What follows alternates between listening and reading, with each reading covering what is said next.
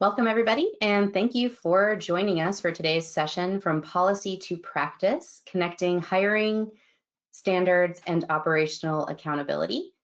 Today's conversation is centered around a challenge a lot of agencies are working through, which is how to better connect hiring, policy, standards, and investigations into a more unified and defensible approach. Before we jump in, I want to quickly frame what we'll be covering today. First, we'll talk about where operational accountability gaps tend to show up, often not because of lack of effort, but because systems and processes are not fully connected. From there, we'll look at how newer capabilities are helping to address those gaps, making it easier to connect hiring, decisions, policy, and investigations in a more consistent and defensible way. We'll also touch on how agencies can start identifying those gaps earlier before they turn into risk or liability. And then finally, we're going to talk about how to strengthen accountability without adding more complexity, because the goal here isn't more process, it's better visibility and better alignment across what you're already doing. I'm joined today by two experts in this space. We have Sandra Lauren Severns and Evan Kunert, both of which who are public safety executive advisors with Power DMS. And rather than me going too deep here, I'm actually going to hand it over to them to share some of their experience working with agencies and walk through where they're seeing gaps and what's actually working in the field. So with that, Sandra, Evan, over to you. Well, thank you, Kristen, and hello, everyone, and thank you for being here today. Well, my name is Sandra Severns. I served 35 years in public safety, with the last 15 years as police chief in 3 cities. I am going to turn it over to my colleague to introduce himself, and super excited to dig a little deeper in the conversation today. And it's good working again with you, Sandra. I'm very happy to be here. Good morning, everyone. I am Evan Kunert. And I did retire after 23 years of service in an agency in Arizona. And during my career in law enforcement, I worked my way through the ranks as up to deputy chief of police. And I was also my agency's a cred manager. So that's why it was important for me to have a robust and assimilated data management system like we have at Power DMS.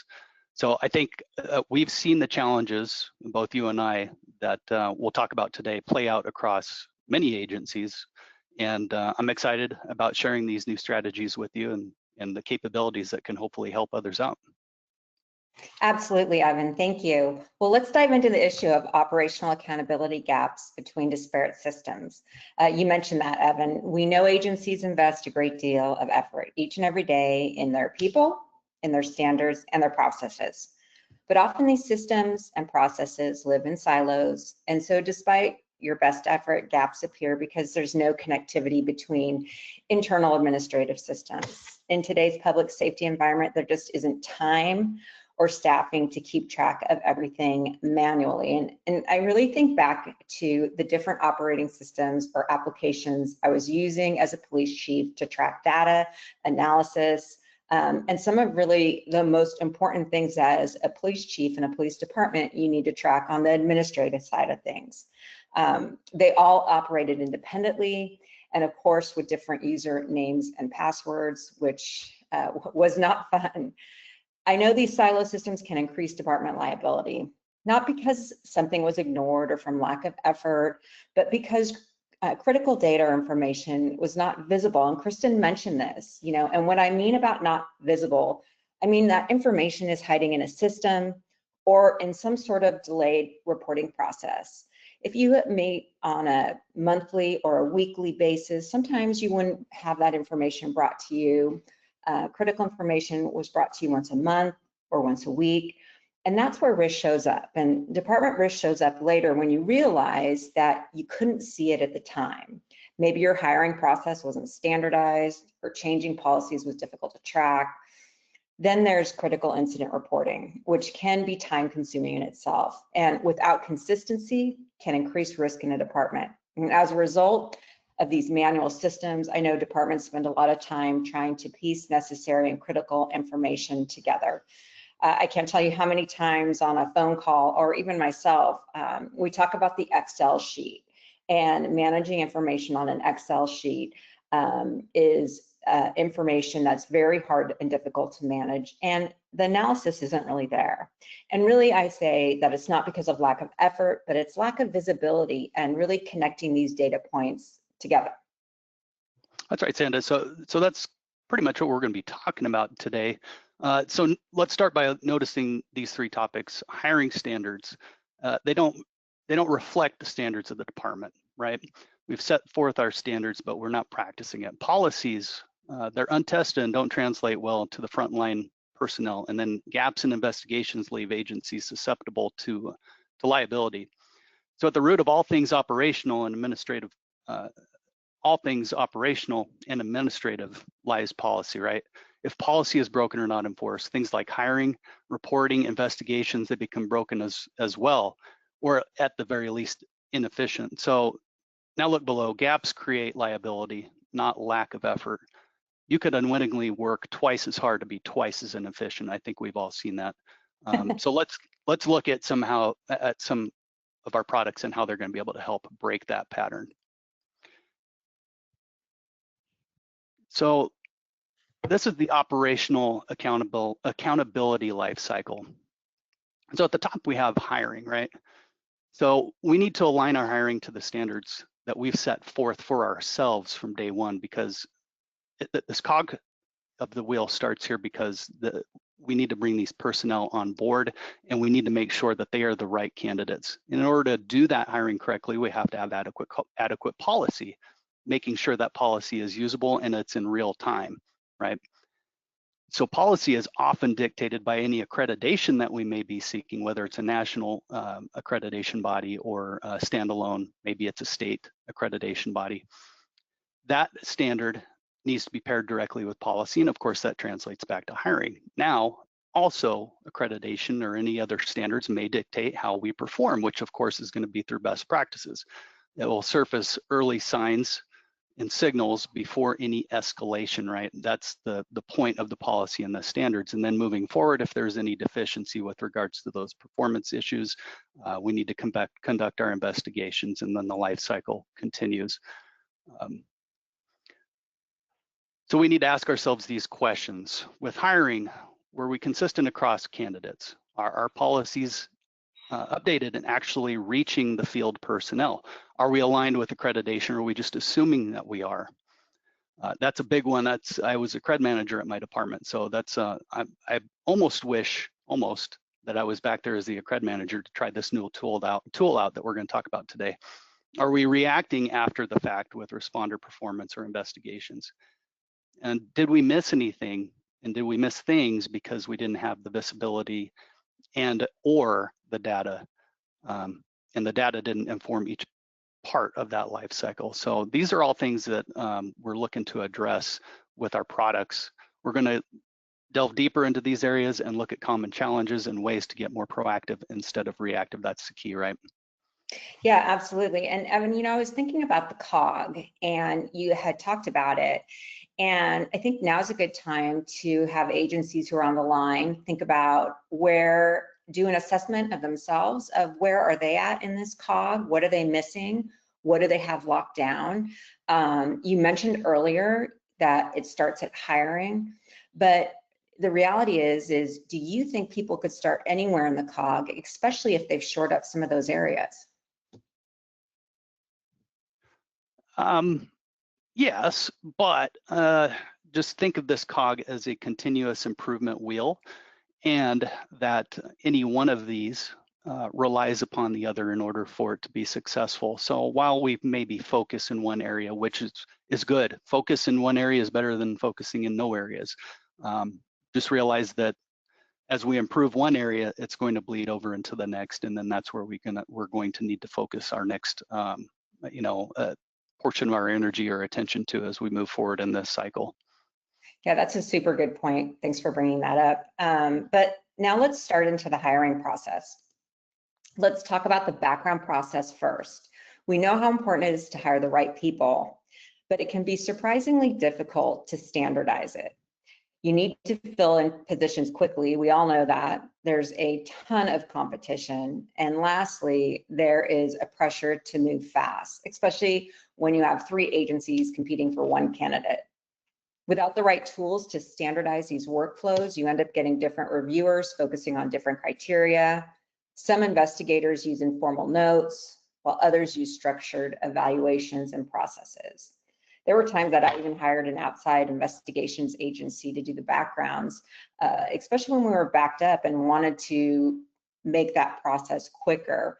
And this was, again, the backgrounds they turned in were far different from the internal backgrounds. This is rarely where the accountability starts. And first, it's unintentional bias background process really can influence hiring decisions. In addition, limited documentation can be why someone was selected by our department or rejected. Second, have you ever had a candidate you hired and you run into these performance issues and you think, how did we miss that? And at the end of the situation where you can't show how that decision was made and it's difficult to defend that process. So with a tool like Vetted, you have this built-in workflow for structured and defensible hiring.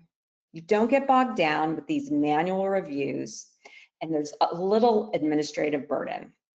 And there's also clear audit trails, so every decision is tied to some sort of rationale. So let's analyze this problem statement that's here on the screen.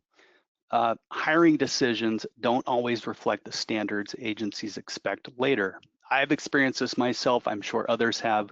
Sluggish, paper-driven systems bore our current pool of candidates.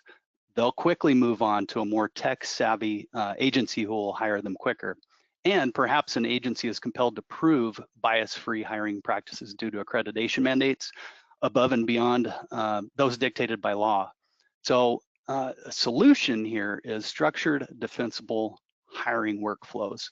So built-in audit tracking and legal holds, standardized approved workflows to make life easier, and then of course redacted candidate reports is going to solve some of those EEO issues or maybe accreditation demands, and Vetted solves all of that. Sure, and Vetted is NeoGov's background investigation tool, which brings consistency and standardization to the hiring process. We are excited to announce that the latest Vetted release will have the option for a redacted final report. And you're probably asking yourself, okay, why do we need a redacted final report? So let's dive into that. We know eliminating bias is important for fairness and consistency. And this redacted final background report can automatically hide personal details so that you can share reports and personal history statements with review boards while protecting an applicant identity, which ultimately should reduce bias. This is another way to help decision makers focus on qualifications and feedback of an applicant, and also contribute to a standardized and fair hiring process, which is something we really all want. Yeah, ultimately, and this is not only an evolving and important practice, but it's one that oftentimes is a requirement by state and federal laws, your local human resources department, and like I'd already mentioned, accredited bodies. And be remiss, I keep bringing up accreditation again, it was part of my life. The premise of that is best practices, right? So if you walk the walk, then you prove the talk through accreditation. And so you can do it one time in accreditation, but the whole point is that you're doing the best practice all the time. And this is just one of those. And it's another tool that Vetted is offered in this platform. Sure, and like you said, Evan, it really supports the accreditation process. But let's take a look at policy right now, which is a critical component of any public safety agency. We know policies change and updates can be hard to access, especially when there's legislative updates. Employees end up relying on memory, past practice, phone a friend, or an interpretation based on experience. Often they don't have time to search through volumes of documents or try to figure out a legal interpretation of the law. I remember we used to carry the vehicle code book and the penal code book in all our police cars. And can you imagine how long it took just to find information out of those thick books? But what you end up with is inconsistent applications of policy, different answers to the same situation, and all of this can be hard to defend, especially when you're looking at years down the line. PowerDMS has introduced new AI capabilities within policy to make that process easier, especially for agencies who are using policy. And for employees, they will be getting clear answers in the moment that they need it the most. I'm gonna guess your code book looked like mine with a rainbow sticking out the side for all the delineations for the different statutes. Was it just you? And highlighted. Yeah. All right, well, let us show you what this actually looks like. So the problem here, policies exist, but they aren't always usable in the moment of decision. So policies are a need to have, right? They're not a nice to have. However, they are useless when someone can't remember what they're looking for or remember the details of the policies and then can't find what they're looking for on the fly, especially in a problematic or operational emergency, right? So the bullets, time is limited in real situations all the time, right? Keyword search requires guesswork. So you have to be exact with current search engines within your policy, and then interpretation varies across officers, and that's rather unfortunate because what that is just a lack of training for the most part, right? Exactly. So, but now we're able to offer this solution, and that is the AI-powered policy search. Imagine being able to research and consistently interpret policy when time matters. That's our solution. Yeah, absolutely. And just a side note on all of our AI features that come with some of our products. It's a feature that you can turn on or off depending on how you feel about AI. We know a lot of our employees are using AI anyways, so it's best that they use AI that's approved by a department. And our AI search searches within your documents only. It doesn't search outside the department. So with Power Policy's new AI feature, responders can ask questions in plain language and quickly receive summarized answers along with a direct link back to the source of the policy. What does that mean? Is they have the short answer, and if they want to reference the policy to read a little bit more, they can click on the link and read the policy associated with their question. So as you can see here, we're showing on the screen an example for body-worn camera policy. Instead of guessing or interpreting the policy, employees can act with clarity, reducing risk at the moment, and they don't have to search through volumes of documents, those penal code books, those vehicle code books that we're talking about, which not only saves time, but creates consistency across agencies. As we know, policy is a reflection of department standards in written form. This guides employees to make decisions on behalf of the department. So this AI feature will provide the easy access employees need to stay informed throughout their entire shift and really throughout their career. Something cool to note is that, again, we're talking about policy, but this is your document management tool also. So let's say one of your officers wanted to question whether something was part of their job description. Hey, is this part of my job? And it'll bring them right to it, right? And then give a summary of what exactly that job aspect is, or anything else that's readable by this tool can also be used in addition to policy, which I think is pretty cool. You're right. We were talking to an agency the other day about where their municipal codes were kept in a book, and that as a feature, you could put those codes into policy and use that search option, especially for those areas that are enforceable by law enforcement or a public safety agency. Yep. Well, let's talk about the thing I've been waiting for. Very selfishly, of course, all these tools are great, but as an accred manager, this is one thing that I wish that I had. This addition to standards is very exciting. So let's talk about the problem and solution here. It's challenging to get a real-time view of where you're out of alignment, right? Our goal is to be 100% with our accreditation, but generally up until that point, there's something out of alignment. It's usually a manual process with a scramble during accreditation prep cycles and during periodic audits. So it's time consuming that if it's not done often or if at all, updates don't stay aligned, gaps exist without being visible, and you believe you're compliant until you're asked to prove it. And the last thing you want is to not be. So our problem is this: agencies don't always know if policy aligns with accreditation standards. Experienced accred managers need years to accrue the skills to overcome this. Lots of experience with different accreditation tools, speaking with department managers, speaking with your command staff, and trying to pool everything in together into a clear 100% accreditation cycle is difficult to do. So gaps are time consuming and consuming to identify. If detected at all, updates don't stay in sync, and risk and liability can creep through the tracks.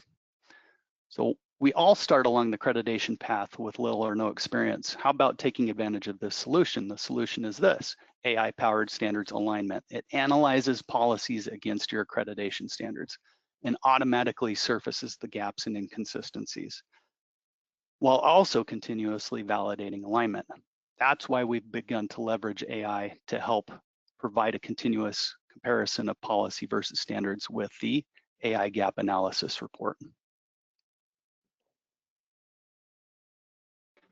So this highlights that gap analysis report and standards. Standards' new AI gap analysis report uses AI to generate an analysis of your assessment, scanning standards for potential gaps or errors against your policies. So instead of finding gaps late in the process or simply assuming that the gaps didn't already exist, you can use this AI gap analysis tool to use the report to continuously cross-reference your policies, and this will significantly reduce your time that you need to spot and address any issues in real time, and therefore, hopefully long before your assessment is due to take place. This is really going to save a lot of time for agencies, especially those accreditation managers. And I think they can, I don't know what your thought is, Evan, but by putting this in place, I think that they're going to be able to spend their time elsewhere. That's going to benefit the department. Well, I agree with that, because policy edits or policy creation is the most time-consuming portion of the accreditation cycle, right? So most of the time, a policy should have some sort of approval process, and then it needs to be vetted. In our world, we say it's seasoned, and then you have to prove it. Well, proving it could take place really quick. It's that policy portion that needs to be taken care of first. So we need to ensure that those policies align with the standards from the get-go. And then the easy part is left over, and that's proving that that standard and policy are in place. Yeah, absolutely. All right, Sandra, you might agree. When wellness first became an emerging priority for command about 7 or 8 years ago, you and I and other commanders struggled to get an effective, holistic program off the ground. Do you concur? Yeah, absolutely. I know that as a police chief, this has been at the top priority, especially the health of the department, the wellness of the department, and many of us adopted tailored programs that we thought really were in the best interest of the department. And you can continue to adopt programs, but you have to be aware of the signals as well. It's not just having a program, it's having something in place for individuals that is more tailored per person. So as a supervisor or command staff, we're expected to know who's doing well, who might need support, and where risk may be building. This is an entirely subjective approach and only successful based on how much time supervisors were willing to spend collecting that data. Information is scattered. Training data exists in one system, but complaints and incidents in another, CAD notes in another. You get what I'm saying. No one has time to manually connect that. So you've got to rely on gut instinct, memory, or whatever you hear or observe, with a lot of early warning signs being easy to miss along the way. So with Power Vitals, that data now comes together in a usable way. You can use data from these different areas to consolidate it, turning it into opportunity to provide proactive support. So here's a problem. Supervisors are expected to identify patterns they can't realistically observe, right? And if they can, then it again is subjective, and it's based on their sole desire to do that. Again, this is also completely subjective. So data is spread across systems. Early warning signs are easy to miss, and response is often reactive. This defeats the philosophy of an early intervention system as a whole. This is also where Power Vitals takes over and does the proactive early intervention homework for you. So here's the solution that we're going to talk about in the next slide. Connected training and performance visibility integrates training data with stress indicators, surfaces early signals, and ties it to real activity, and provides centralized visibility into trends. With the Power Vitals Analytics dashboard, you're getting immediate visibility, whether that's at the individual level, across a team, or agency-wide. And more importantly, it gives command staff a way to actually act on what they're seeing. You can track indicators and trends over time, things like check-ins, rises in particular indicator types like complaints or uses of force, shifts in pulse score or other activity, and start to recognize changes earlier, not after something happens, but while it's developing. Hence the early warning, early intervention portion of this. In the case of READY, key stressors such as NRT, rephasings, low scores, and other instances that can cause grief for trainees are populated into pulse scores now through the integration of READY. So READY's high stressors are now going to be put into this dashboard for Power Vitals. Instead of pulling reports or trying to piece things together across systems, the full picture is already there for you. And instead of reacting to isolated incidents, you're able to manage trends and step in earlier with the right support. Less time explaining what happened and more time shaping what happens next.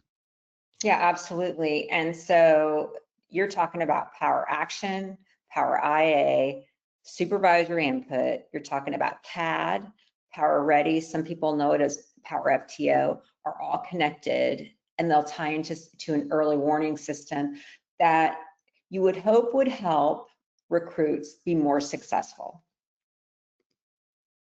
So let's move on into reporting and investigations. And we know the reporting of critical incidents and internal affairs investigations is where everything gets tested.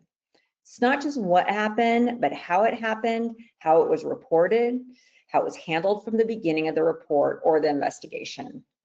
In many agencies, that process is really still disconnected. The report is written one way, sometimes just in the police report even.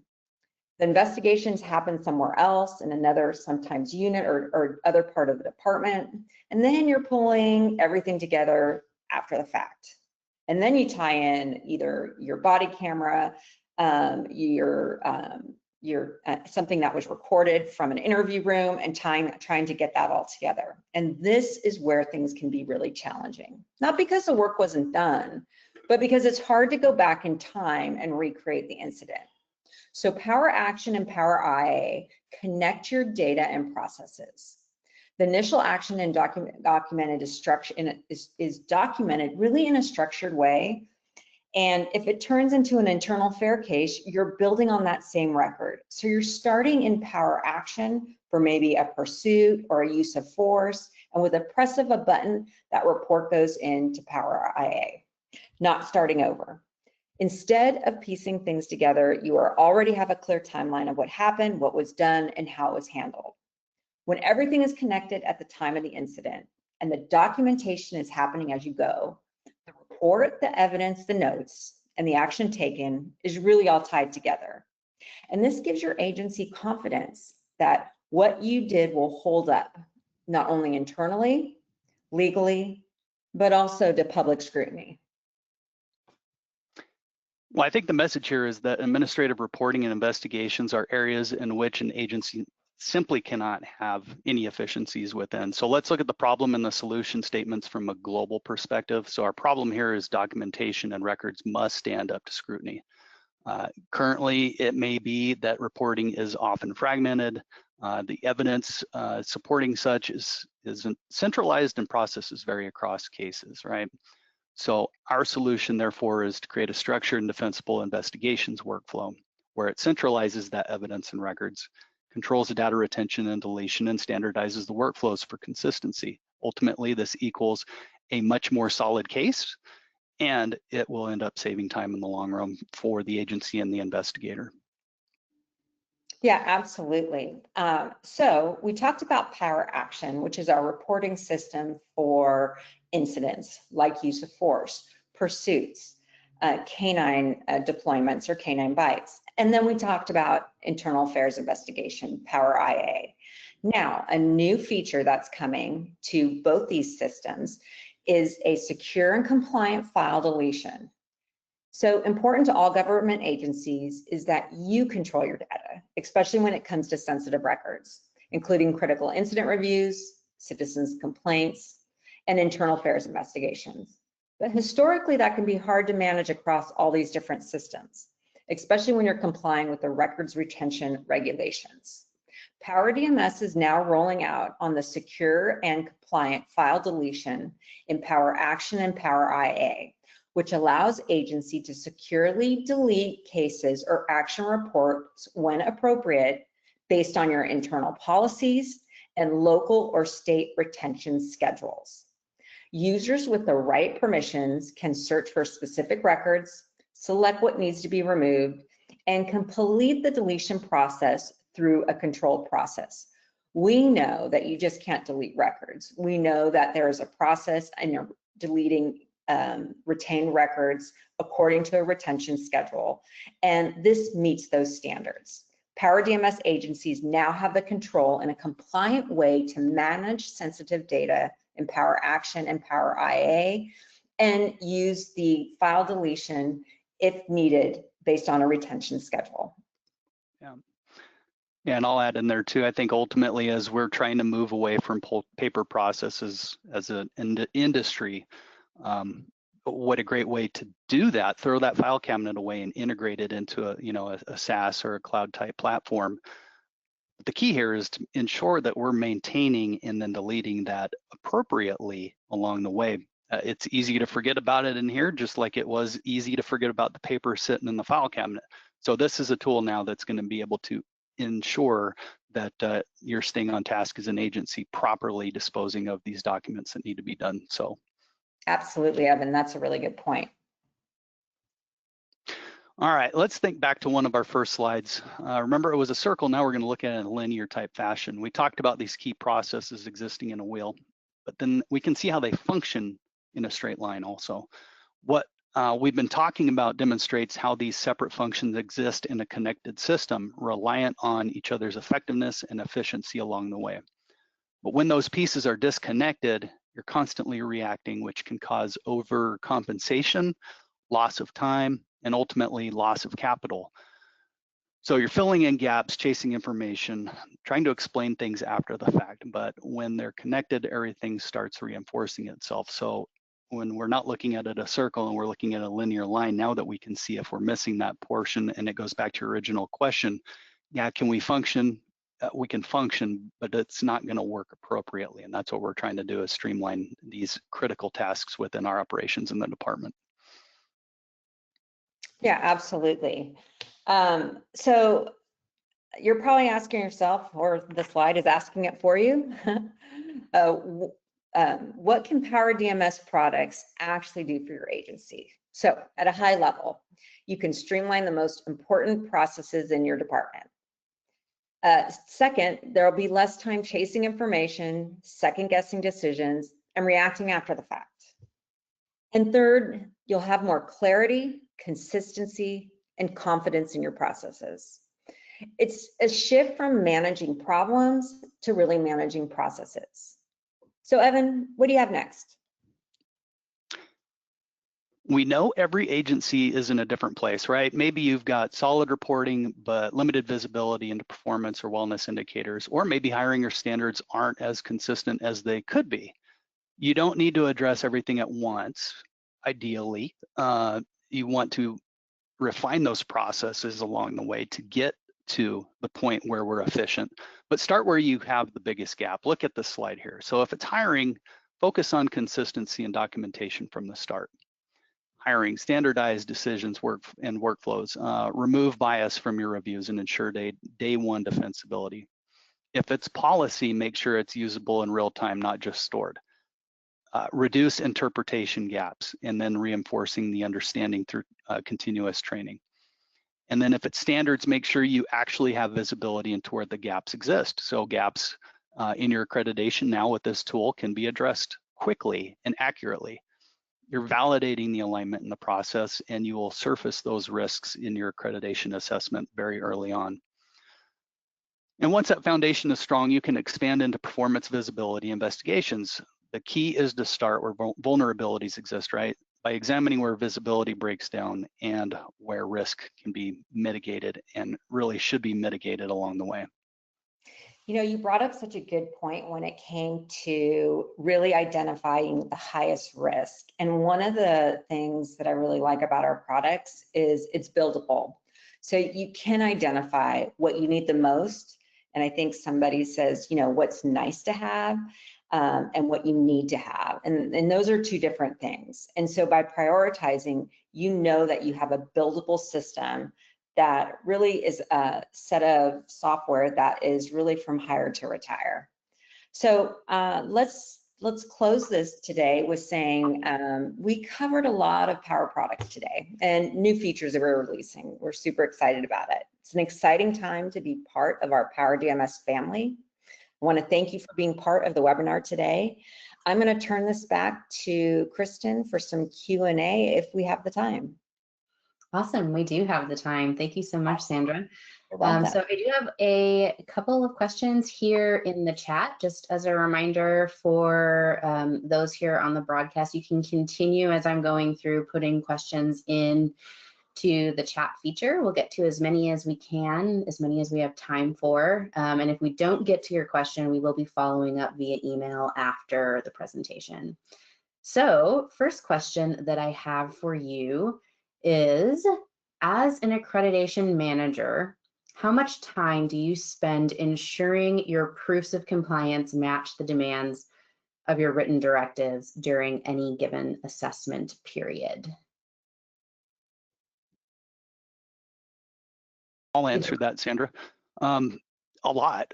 So ultimately, you're either 100% or you're not. And if you're accredited, you have to be 100%, or if you want to be accredited, you're 100%. So depending on the size of that standards manual, if it's the national one, there's many hundreds, and the state level, there's probably less than 200. And nonetheless, the intensity that's involved is hours and hours, and it can equal weeks worth of time. So to answer that question, I suppose if I could use any sort of tool to help trim that time so that I could focus my efforts in refining other areas of my assessment, say proofing, as opposed to doing a gap analysis on my policies and standards, then I'm going to take advantage of it. So maybe I'm bringing those weeks back down to hours. Because let's be honest, if the policy matches the written directive and the policy matches the demand of the standard, all I got to do is prove that. That should be the simple part. It's being compliant with those standards and being compliant with our policies that's the tough part. So again, this is something that I would really be looking forward to as an accreditation manager. Excellent. I actually have another one for you, Evan, that just came in around accreditation management. So I'm going to pitch this one to you. My agency is beginning the accreditation process. How soon will the AI feature be available in Power Standards? I believe it's going to be rolled out before the end of Q2. Does that sound right? I think it goes into beta on the 30th with Okay. that release. So I will make sure that we get to the sales team to follow up with the timeline on when that one will be generally available and the beta timeline as well. Next question I have, Sandra, this one would be for you. How sure are you that your written directives satisfy the demands of your accreditation standards? Or I guess, Evan, you could probably have that one too. How sure am I that written directives satisfy the demands of my accreditation standards? I guess I need to be 100%. I need to be 100% have that ability to feel good about it before I even start proofing, right? So in my old days, what I would do is I actually was the policy writer, and I'm not advocating for that. There's plenty of other resources out there, whether it's state lawyers or some third-party firms that can compose those for you. But nonetheless, they do need to pair perfectly with your standards. A standard is written as you should be doing this, but we're not going to tell you how to do it. So there's a lot of gray. There's a lot of interpretation that needs to take place on the command level at the police agency. So using internal resources such as command staff review, SME review, whether it's your driving instructor, your defensive tactics instructors, to provide input on your policies and make sure that they're translatable to the line level and those that are going to be adhering to the policy. Legal, if you have internal legal or external, you want to have that legal review to make sure they're defensible and accurate. So being able to pool all those resources to pump out a solid policy that does address the demand of the standard in the gray, then that's your assurity, that's your feel good moment. But you have to do that for all your standards along the way, right? So that again is where this gap analysis tool is going to come into play. So while we have our SMEs and our legal look these over, I'm going to use this tool over here to make sure that's matched to the standards. And especially if you're a new accreditation manager, you should have a state accreditation group or committee that you can go to that meets regularly. I attended the VCAP last week, which was a CALEA accreditation in the state of Virginia. And there are a lot of resources in that room that can share information, share resources, share policies to make sure that you're up to that standard. And CALEA also attends those meetings too, so you can also ask them those questions.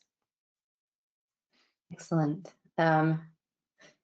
Our audience is amazing. We have a lot of questions. Okay, so next one is, does the current Power Policy product include the IA search feature?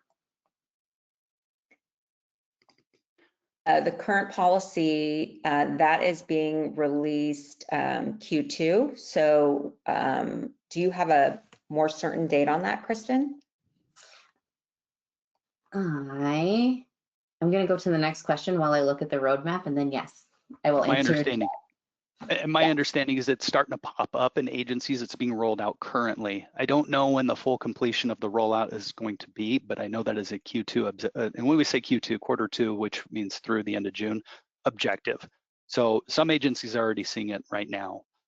Yeah, I think it's currently in beta, so that is a phased rollout.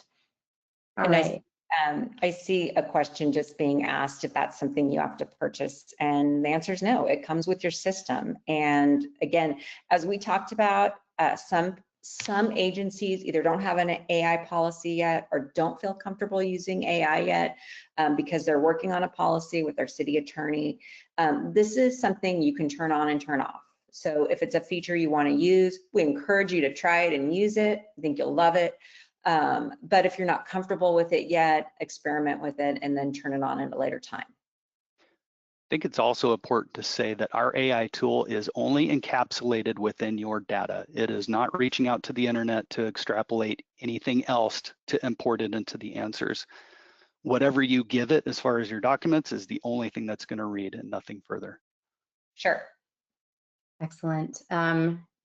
More roadmap timeline questions. I love it. When will the AI-powered policy search be available? Is it available now? It is, again, phased rollout, becoming available. So through the end of next month, I believe we are targeting 1,000 agencies to roll this out to. So those would be existing customers. Any net new customers or prospects that might be on the call, by the time we get through that first phase of the rollout next month, you would get that feature right away. And then we will be porting the rest of the customer base over within the quarter. All right. Will the standard AI feature be included, or will that be something you have to purchase separately? I think you maybe took that one, Sandra. All of the features we talked about today, that comes with the product that you're already paying for. We don't sort of, as a rule, charge additional money for the AI capabilities that we're baking directly into our products. So you will receive those as they become available. And I think that's a good point, Kristen, is that, we have teams on the back end that work hard to make sure that not only our product is competitive, but that we're using the best tools, the safest tools, and the most compliant tools to make the job of law enforcement and public safety easier. All right. Okay, next is, will the GAP product be part of the current Power Standards product? Again, yes, this is additional features that we are adding to our current product set. So that would be something that you get access to, with the subscription that you have today. All right, I'm going to give you guys one more question, and then I think that we are going to wrap for the day. I've got a question. What roles does connected data play in improving performance and accountability? A good broad one. Go ahead, Sandra. I can start again, we talked about silos, and the more information that has data sets that are connected, the better you are going to be informed, whether you're an executive or you're running an FTO program or you're running accreditation. I think I found in disparate systems, I was always as a chief asking for information and data and analysis, and I knew it was hard for my staff to go to all those different locations, put it together, or add things up from different Excel sheets and put it into one system. And so having dashboards and data that's analyzed and real time and available and connected, to me as a chief is invaluable, because you are out in the public having conversations with the community, you're having conversations with elected officials, city manager, other departments, other cities, and having information in real time is critical to make decisions, and not just making decisions in a department in policy, making financial decisions and making broader based decisions that are going to impact public safety in a community. And Evan, I don't know if you can add to that too. Yeah, I'll just do a nutshell on that, a 30,000 foot view, I guess. What it does is it brings together training, operational data, investigations, and surfaces any early warning signs, and enables us to be proactive in the decision making rather than reactive in response. And that's so tough in our profession, right? We're a reactive profession. So able to be proactive, especially in an administrative capacity. Again, any tool that I can get to connect these systems, to get away from the silos, to help integrate all this data together to create a clean picture, especially if I can be ahead of a problem before something becomes a problem, to me becomes invaluable. Absolutely, Evan. Excellent. All right, before we wrap up here, I want to take a moment to highlight the Power DMS Fuel conference that is coming up. This is our virtual user conference, and it's in just a few weeks. So if anything you heard today resonated with you, Fuel is a great place to take that one step further. It's designed specifically for users, brings together professionals across public safety. We have our executive advisors there, our product managers are there. We've got some really great keynote speakers that we're bringing in, and it's a cool time to help each other work through some of the challenges that we talked through today. So I hope you'll come. The sign up is available on our events page, and you'll get that opportunity to dive deeper, get some hands-on training, build skills, and then most importantly, connect with your peers as well. We're going to do some really cool breakout sessions with peers just like you. And it's really all about taking what we've talked about today and seeing how it's applied in the real world. So we'd love to see you there. Please come to Fuel. And with that, I just want to thank our speakers. Thank you guys for sharing how agencies can better connect hiring, policy, standards, and investigations into a much more unified and defensible system. And thank you to everybody who joined us today. We really appreciate your time and engagement. We hope that you are leaving today with a clearer understanding of where accountability gaps exist and how connecting your systems can help reduce and improve outcomes. As a quick reminder, strengthening accountability isn't just about adding complexity. It is really about improving visibility and alignment across every stage. You will be receiving an email with the recording of this webinar. I did see that question in the chat, and a copy of the slide deck so that you can share it with whoever needs to see. And if you'd like to learn more about any of the products that we discussed today, please get in touch with us. We're happy to do a personalized walkthrough with you, with your team. Our sales team is ready to demo all of these new features. And if you have any other questions, just feel free to reach out. Thank you so much, and have a great rest of your day, everybody. Stay safe. See you on the next one. Thanks, y'all.